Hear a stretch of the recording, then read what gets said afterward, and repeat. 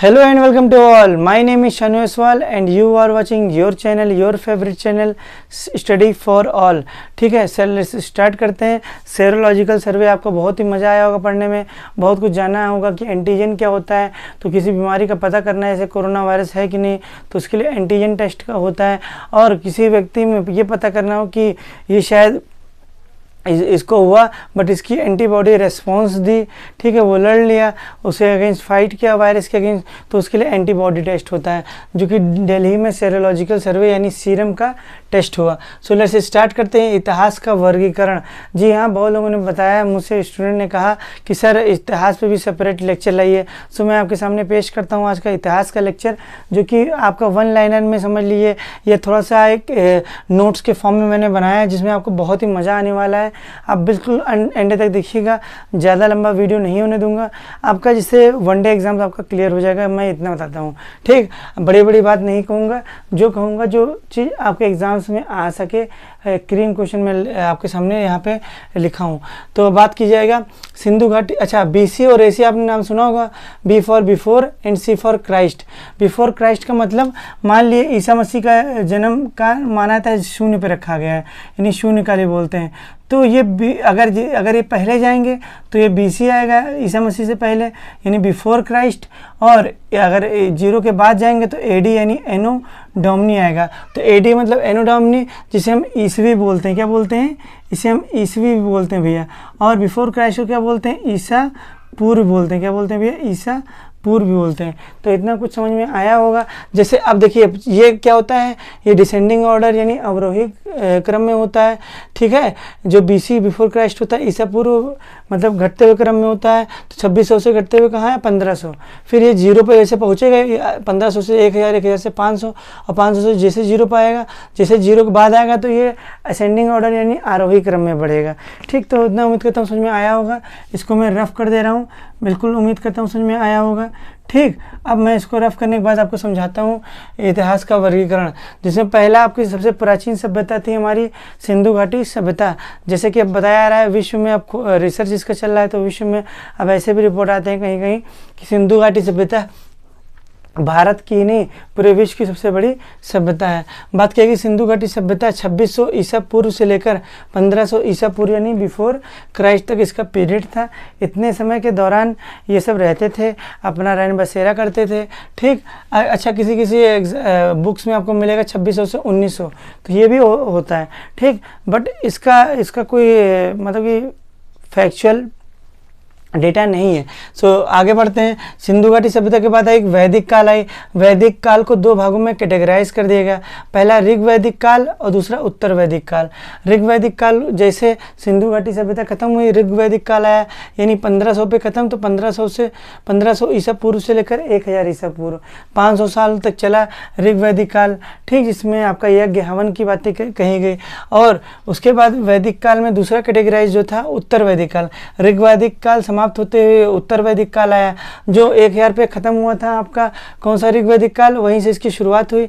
1000 BC यानी 1000 ईसा पूर्व से 600 ईसा पूर्व यानी 400 सालों तक ये रहा, ठीक। उम्मीद करता हूँ समझ में आ रहा होगा आपको।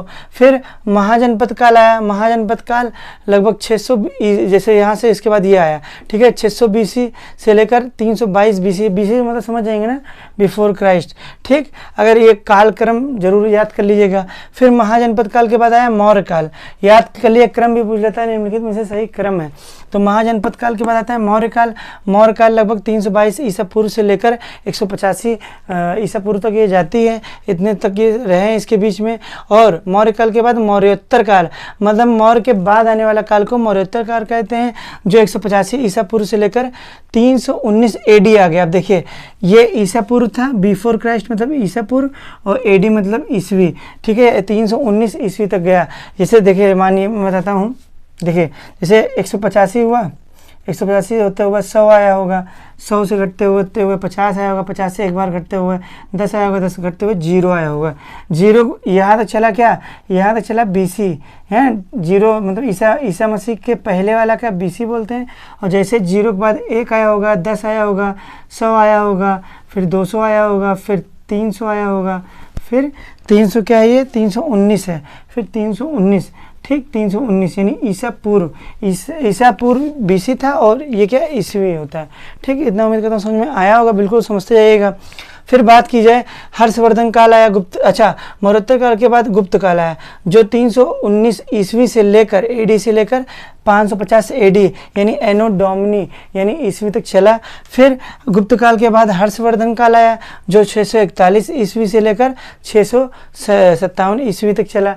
ठीक, इतनी कोई समस्या नहीं। तो क्या समझा, सिंधु घाटी सभ्यता आई, फिर क्या है वैदिक काल आया, फिर महाजनपद काल, फिर मौर्य काल, फिर मौर्योत्तर काल, फिर गुप्त काल, फिर हर्षवर्धन काल। इतना समझ में आया। फिर पाषाण काल, फिर बाद में आगे गया ताम्र पाषाण काल जिसमें तांबा और आपका उसका प्रयोग होता था। ठीक, तांबा का ज़्यादा प्रयोग होता था, तांबा और पत्थर का प्रयोग से ताम्र बनाया गया यानी तांबा बनाया गया। फिर ताम्र पाषाण काल के बाद आया कांस्य युग, कांस्य युगीन सभ्यता जो मैं अलग से ये हो चुका, यहाँ तक आपका हो गया, इसको आप अलग कर लीजिएगा सेपरेट। कांस्य युग सभ्यता किस सभ्यता को बोलते थे, तो सिंधु घाटी सभ्यता कैसी सभ्यता थी, कांस्य युग, जो अभी ओलंपिक में वैसे मेडल दिया जाता है, पहला गोल्ड मेडल सबसे बड़ा, दूसरा सिल्वर यानी रजत पदक बोलते हैं जिसे, और तीसरा ब्रॉन्ज मेडल जिसे कांस्य बोलते हैं। ये कांस्य किसका मिलता है, तो आप पता ही होगा कांस्य जो होता है ये टिन और तांबा से मिलकर यानी कॉपर से मिलकर इसको बनाया जाता है। ठीक, ये कहाँ से कहाँ तक चला तो अब समझ गए। अब 1750 AD से लेकर यानी 1750 ईस्वी से लेकर 1947 तक, मतलब 1750 ईस्वी से 1947 देश जब तक आज़ाद हुआ तब तक आधुनिक काल रहा। कौन सा रहा, आधुनिक काल। फिर आपका आया 1947 के बाद, अब जब हम अब चल रहे हैं, अब 1947 के बाद यानी 1750 से 1947 तक आधुनिक काल रहा। फिर जैसे 1947 के बाद यानी आधुनिक काल के बाद आया कौन सा, समकालीन आया, जो इसमें हम सब चल रहे हैं 1947 के बाद ही तो हम सब कहे। फिर 750 AD तक पूरा जो 0 AD यानी 0 ईस्वी से लेकर 750 ईस्वी तक लेकर आपका कौन सा काल चला, तो ये प्राचीन काल चला। कौन सा काल चला भैया, प्राचीन काल चला। जो मैं बताया हूँ आपको बहुत ही मतलब कोशिश करके यहाँ पे मैंने कलेक्ट किया डाटा आपको, जिसे बिल्कुल समझ में आया। 1 बाय 1 आप इसको राइट डाउन कर दीजिएगा, बिल्कुल मन मस्तिष्क में उतार लीजिएगा। फिर अब देखिएगा 750 आया, 0 से 750 आया प्राचीन काल। फिर प्राचीन काल के बाद 750 तक गया। अब 750 से 1750 तक लगभग चला कौन सा, मध्यकाल। तो 750 से लेकर 1750 तक यानी 1000 तकरीबन साल तक चला मध्यकाल। ठीक, जिसमें आपके कौन आए, अलाउद्दीन खिलजी वंश आया, गुलाम वंश आया, सब सारे वंश आए।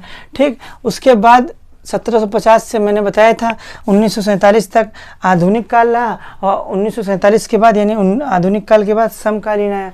तो क्या आपको समझ में आया, 0 से 750 ईस्वी प्राचीन काल, 750 से 1750 मध्यकाल, 1750 से 1947 तो आधुनिक काल हुआ। फिर 1947 के बाद समकालीन, बिल्कुल आ गया होगा बिल्कुल जवान पे। अब आगे बढ़ते हैं। संवत का नाम सुना होगा, तो संवत में पहला संवत आता है आपका क्या, बात कहिए संवत की शुरुआत कब से मानी जाती है, तो 57 ईसा पूर्व यानी बिफोर क्राइस्ट से मानी जाती है, जिसमें पहला संवत आपने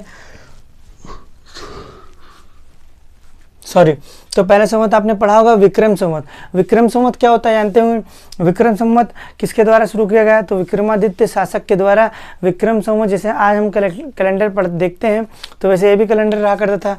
तो विक्रम संवत का नाम कहाँ से पड़ा, तो विक्रमादित्य में विक्रम ले लिया गया, इसीलिए विक्रम संवत अपने नाम के आधार पर इस संवत का नाम रखा इन्होंने। अच्छा, क्वेश्चन पूछा गया कि संवत को कृत व मालव संवत भी कहते हैं, तो इसे कृत व मालव संवत कहते हैं। किसे, विक्रम संवत को कृत व मालव संवत भी कहते हैं। ठीक है, तो यह पूछाएगा विक्रम संवत का दूसरा नाम क्या है, तो कृत संवत, या इसका और दूसरा नाम क्या है, तो मालव संवत भी कहते हैं। देखिए आपको कितना अच्छा नॉलेज मिल रहा होगा। क्वेश्चन पूछाएगा निम्नलिखित में से चंद्रमा आधारित संवत है, तो आप किस पे टिक लगाएंगे, तो विक्रम संवत पे लगाएंगे। तो यह चंद्रमा आधारित संवत है, इतनी कोई समस्या नहीं। अब देखिए समझते जाइएगा इसमें अब क्या होता था, क्वेश्चन पूछाएगा, अगर क्वेश्चन पूछाएगा कि विक्रम संवत में कितने एक वर्ष, जैसे हमारे एक वर्ष में कितने दिन होते हैं, 365 दिन होते हैं। समझ में आ रहा होगा, सॉरी माफ़ी चाहता हूँ। तो देखिए इसमें एक वर्ष में 354 दिन से लेकर 355 दिन होते हैं। तो क्वेश्चन पूछाएगा कि किस संवत में 354 दिन से लेकर 355 दिन होते थे। तो विक्रम संवत में यानी एक वर्ष में 354 दिन से लेकर 355 दिन होते थे। इसलिए हर तीसरे वर्ष में एक अतिरिक्त मास जोड़ा जाता है। ठीक है, हर तीसरे वर्ष में, बहुत ध्यान से समझिएगा, हर तीसरे वर्ष में एक अतिरिक्त मास जोड़ा जाता है यानी महीना जोड़ा जाता है। ठीक, हर तीसरे वर्ष में 3 साल में, जैसे हम सबके 4 साल में 365 के बजाय 366 दिन होता है, और वह जो होता है वो अधिवर्ष कहलाता है, जिसमें 366 दिन जैसे होता है उसमें फरवरी 29 दिन का होता है।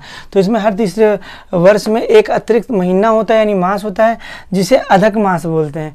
तो तीसरे साल में हर तीसरे साल पे क्या होता है, एक अतिरिक्त महीना होता है जिसे अधिक मास, अधिक मतलब अधिक मास भी कहते हैं। और तीसरा वर्ष जो आएगा वो जुड़ते जुड़ते कितने दिन का हो जाएगा, वो 13 महीने का हो जाएगा। वो कितने महीने का हो जाएगा भैया, तो वो 13 महीने का हो जाएगा। ठीक, समझ में आ रहा होगा। तो जिस साल में 3 का भाग हो जाए उस वर्ष को अधिक मास बोलते हैं। क्वेश्चन पूछाएगा अधिक मास किसे कहते हैं।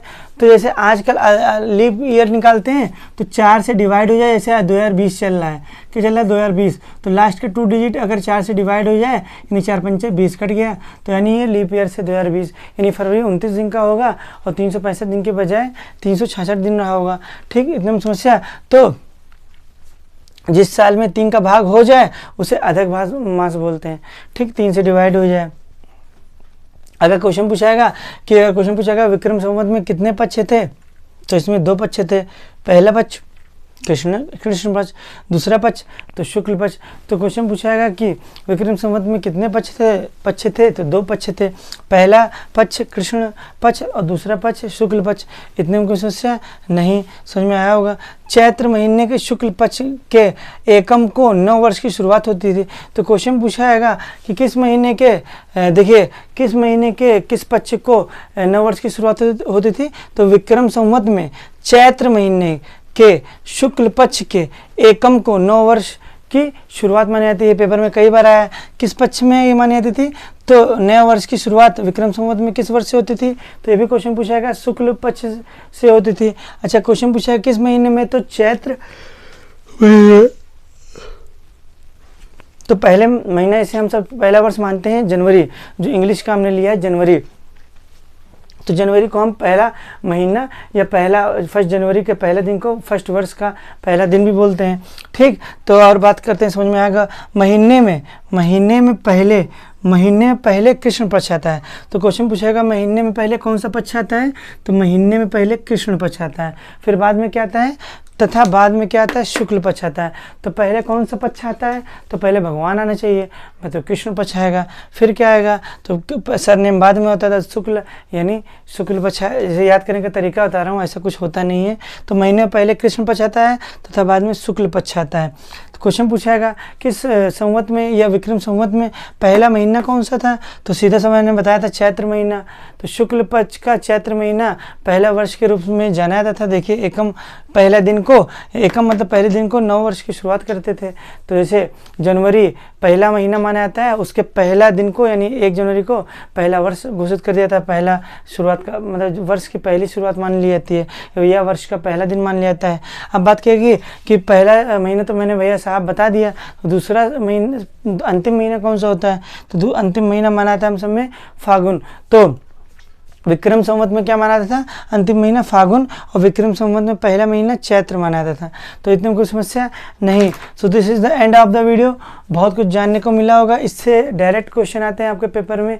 तो आज से आपको यहाँ पे शुरू हुआ है, बिल्कुल सपोर्ट कीजिए, पढ़ते रहिए, स्वस्थ रहिए, मस्त रहिए। Thank you for watching, keep it up and go ahead.